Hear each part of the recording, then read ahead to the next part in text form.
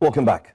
In what appears to be a major internal rupture in the Obidient camp, the movement's Director of Mobilisation, Monye, announced his resignation from the group, citing unmet goals, lack of structure, personal harassment, as well as the movement's poor showing in the recent Anambra election, and also alleged neglect by Mr. Peter Obi. Now, he also accused the movement's leadership of neglect, claiming limited or no communication between Peter Obi and movement leaders, a claim that, if accurate, signals a dangerous disconnect between the figurehead and the grassroots apparatus of the presidential candidate, Mr. Peter Obi. Now, these are not small complaints, by the way. They are issues that strike at the heart of the movement's organization, not forgetting to the finances and also the credibility. Joining us for this discussion this morning is the spokesperson for Peter Obi Media Reach, Ibrahim Umar Wase. Thank you so much for joining us. Thank you for having me. All right. Maybe we'll begin by getting your initial reactions to the publication and the resignation. What were your thoughts when you saw that? All right. First and foremost, I would like to say we appreciate Maurice Monye's contribution and respect his decision to step down. The Obidient Movement is a volunteer-driven citizen movement, and transitions like this are perfectly normal. We are, Peter Obi as a person, lead by example rather than being an authoritarian figure. So when people decide that we are not okay what is going on, I believe it's okay for them to move on. But notwithstanding, it is worthy of mentioning that the Obidient Movement is a people-driven movement, and it's not going to be easy for us to just get rid of the current status quo, the malady and tyranny that is happening in the country without passing through this phase. So in a nutshell, we respect his decision and we move on. Okay, Ibrahim, you said you do respect his decision. You value the contribution made by Morris. You also said it's volunteer-driven, but a lot of people, analysts, have said, you know, this reveals deeper cracks within the movement. First, it was Kenneth Okonkwo, who was a very outspoken supporter of your principal, Peter Obi, and now Maurice Monye. Is all well within the Obidient camp? Yes, you know, what people fail to understand, or what people sometimes assume, is that we're going to get it easier or on a silver platter. Change is the most hardest thing to attain. And by the way, in a country like Nigeria, that we have been taken hostage by these tyrants, it is very, very hard for us to attain where we want to. I said earlier, they said soldier go, soldier comes, and the barracks still remain. The Obidient Movement transcends any political party. It transcends any individual. It transcends any, should I say, one person. It's not a one-person movement. It is rather a political movement that aims to liberate Nigerians from the tyranny and malady that has been unfolding for years since after the Fourth Republic. And young Nigerians that are championing that cause, most of them doesn't even have any political platform. They are not partisan in any way, shape, or form. They are ready to take the course of that people emancipation. And we are not backing down because some of the figures feel like they want to move on, not with the Obidient Movement at this critical juncture. Unfortunately, Mr. Umar, we are having difficulties with the audio connection or video connection as well, so we cannot really hear you clearly. We would love your responses to some of these questions that we have. Many have called them a nail-biting experience, especially seeing that you had, especially the youth, who backed Mr. Peter Obi during the 2023 elections under the guise of the Obidient Movement. I don't know if you can hear me and if you're back. Well, you know what we'll do? Let's go on a quick break. And when we come back, we'll see how we can reconnect and then more questions concerning the Obidient Movement. Stay with us. Thanks so much for staying with us. This is Breakfast Central. We do have spokesperson Peter Obi Media Reach, Ibrahim Umar Wase, who joins us this morning. I'm hoping that you can actually hear us so we can carry on this conversation. Right before the break, I wanted us to look at the Obidient Movement in totality. I did mention that Mr. Peter Obi had the full support of the youths, especially in the 2023 elections. But now it's starting to look like there's some form of uncertainty, clouds in the air. People are wondering what really is the Obidient Movement. We've spoken to a few persons who joined us on the show, and some of them are saying that the Obidient Movement seems to have been broken down into splinter groups. Can you confirm to us if that movement is still as strong as it was in 2023? Yes, I can confirm that it is even more stronger now than in 2023. Like the resignation does not indicate any crisis within the Obidient Movement. Movements evolve, people step aside, others step up, but the structure at the long run remain. Obidient Movement, we started around 2019, and fast forward to 2023. People did not believe in the Obidient Movement. They say it is just for people chatting inside a room. But today, Obidient Movement is the largest force in Nigeria to reckon with. We can all agree that every movement has its own internal problems. And it is not only peculiar to the Obidient Movement. The APC, the PDP, they all have their own problems from within. And people, from their own personal perspective, will just see things not going the way they like it. But that doesn't represent the movement as a whole.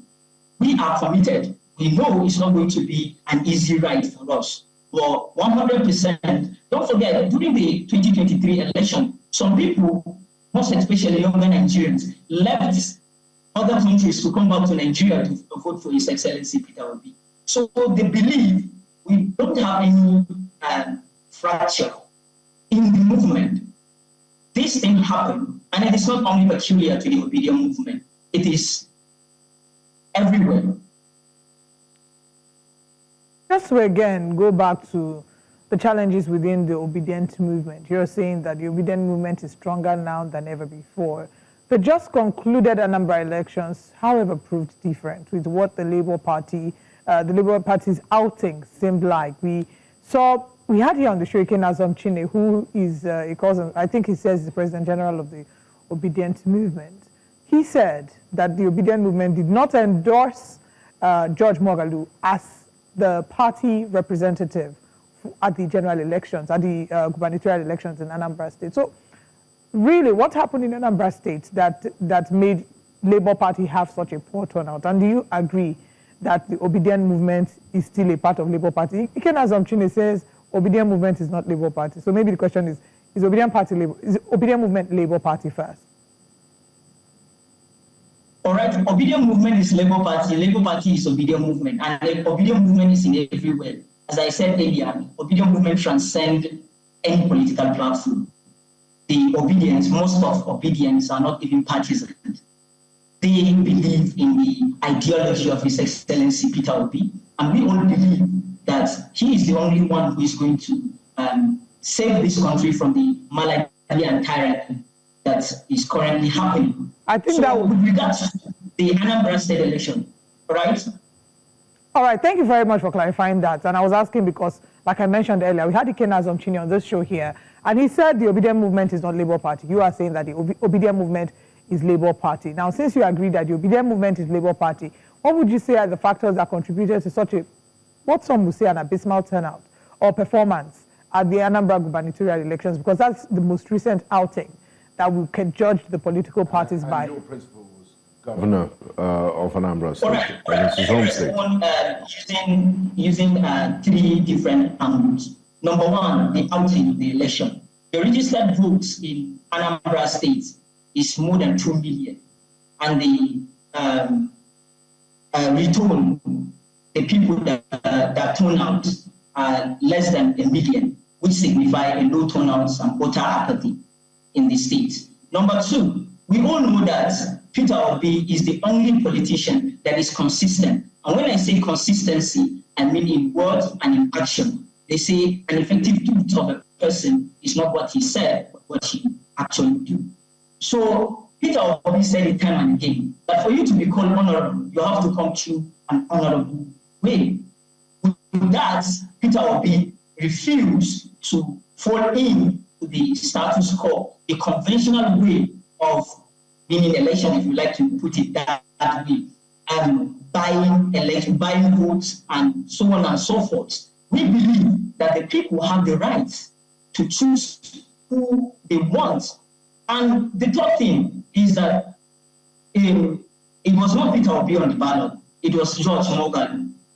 And rightly so, His Excellency Peter Obi supported George Moghalu, but the people have the right to choose the right candidate for themselves. And looking at the Igbo people, by the way, I'm not an Igbo man, I'm a Hausa man, but I was on ground during the Anambra State election.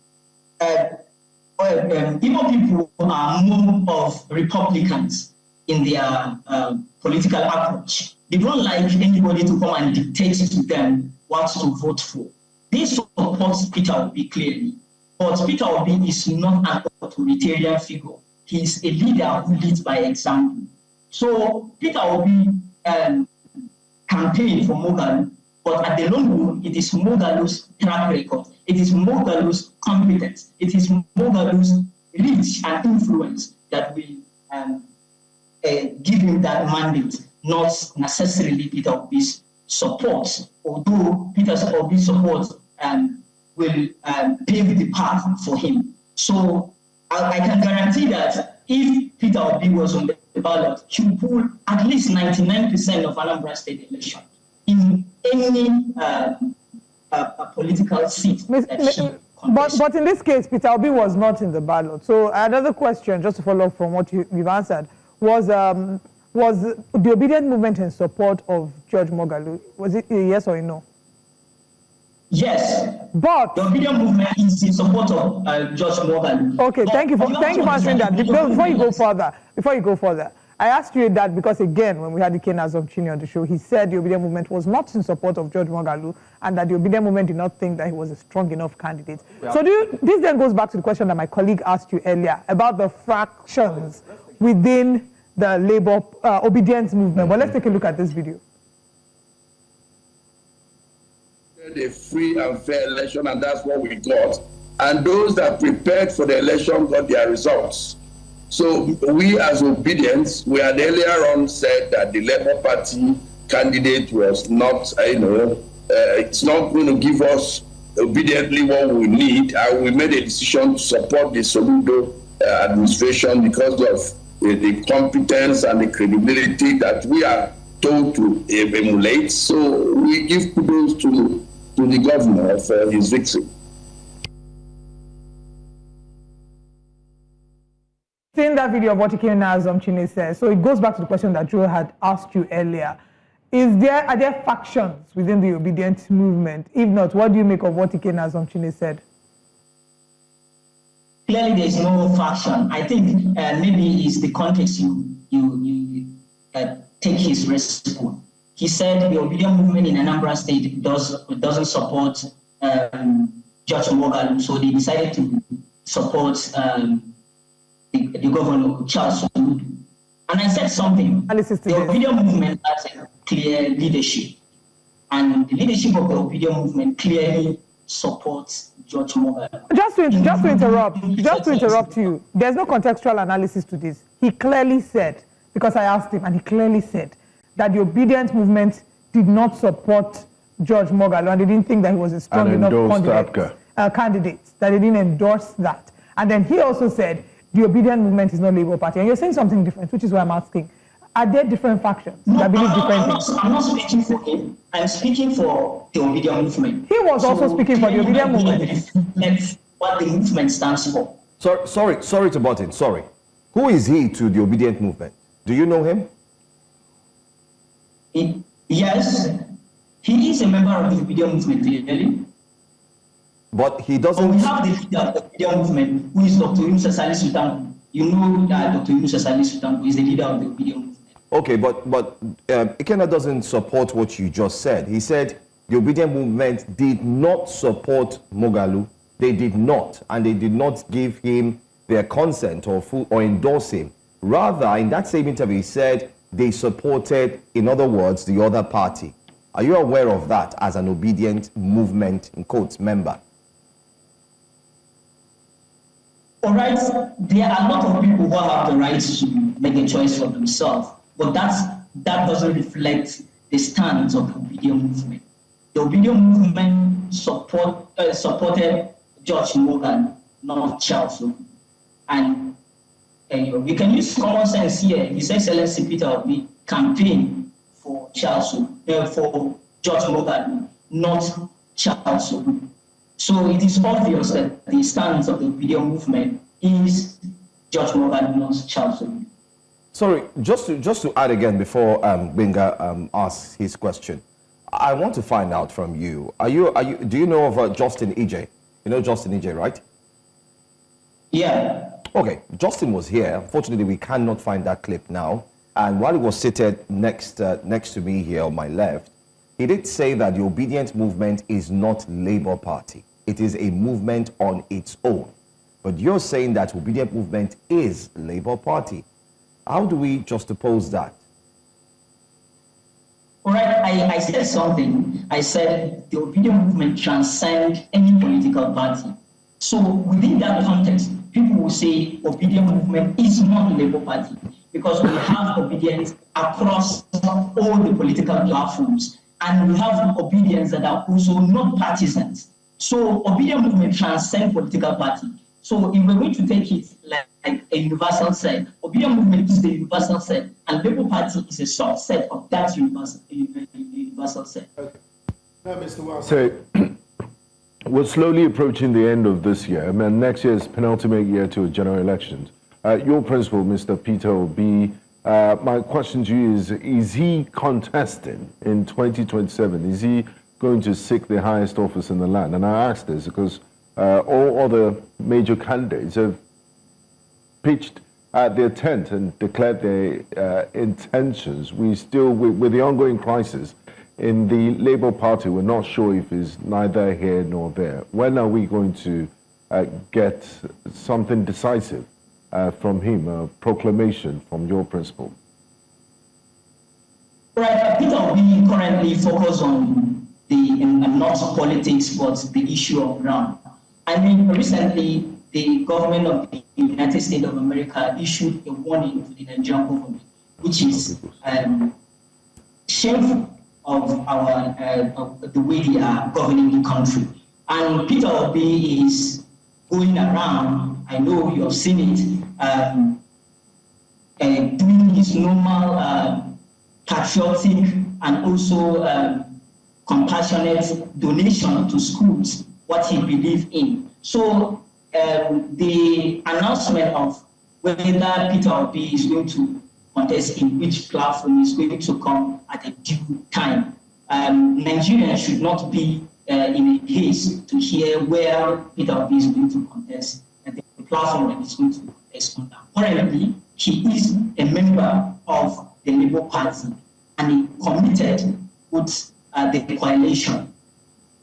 Okay, you said he's a member of the Labour Party at the moment, but I also want to go back to a slogan that was something that was used, that was credited to His Excellency Peter Obi. We say Peter Obi, no, they give shishi. Does the Obidient Movement still stand by that now? Do you still support it? Because it would seem that funds is another issue that's been complained about. So how is it that at the start it was okay to applaud Peter Obi for not giving shishi, but now it seems like that's a major issue. Yeah, they are the one confusing themselves here. Peter Obi make it clear, and I think the one thing that everybody knows is that Peter Obi is not willing to compromise his idea at the detriment of Nigerians. He is resolute in saving Nigeria, and in saving Nigeria, we know they give shishi doesn't necessarily mean Peter Obi is not going to be giving money, but he's not going to be buying food. He's not going to be squandering funds just because you want to prove a point. All the idea behind Peter Obi is give shishi is that Peter Obi is committed to rescuing Nigeria through due process, and he is not going to compromise his ideal at the detriment of the Nigerian people. Okay, Mr. Ibrahim Wase, I just want to ask, I mean, this is just a personal question. Are you a politician? Yes. Okay. I don't know, but I'm asking that question because apparently some of the questions we've asked here, we haven't gotten a direct answer from you, and it seems pretty much like you are, in a local context, you are dodging the question. You know, I mean, is Peter Obi still going to run for president? Is he still part of the Labour Party? It's either a yes or a no. I know you said he's focused on the issues on ground. I mean, that wasn't the question we're asking. Is he going to run for presidency? Is he still with Labour Party? I mean, just direct answers would really help us to wrap up this conversation, please. All right. Let me answer this question directly. Peter Obi is going to contest 2010. He's going to be on the ballot come 2027. And Peter Obi is still a member of the Labour Party. All right. Thank you for helping us with that clarity. We do wish the Labour Party all the best. It was a very promising party at the last general elections. What the next steps will be for the Labour Party, I'm sure in the coming weeks we'll start to see all of that unfold, but we wish the party the best. We wish the Obidient Movement the best, whether or not it is a part of the Labour Party. Thank you for joining us. Thank you so much, Thank you. Mr. Wase. Thank you so much.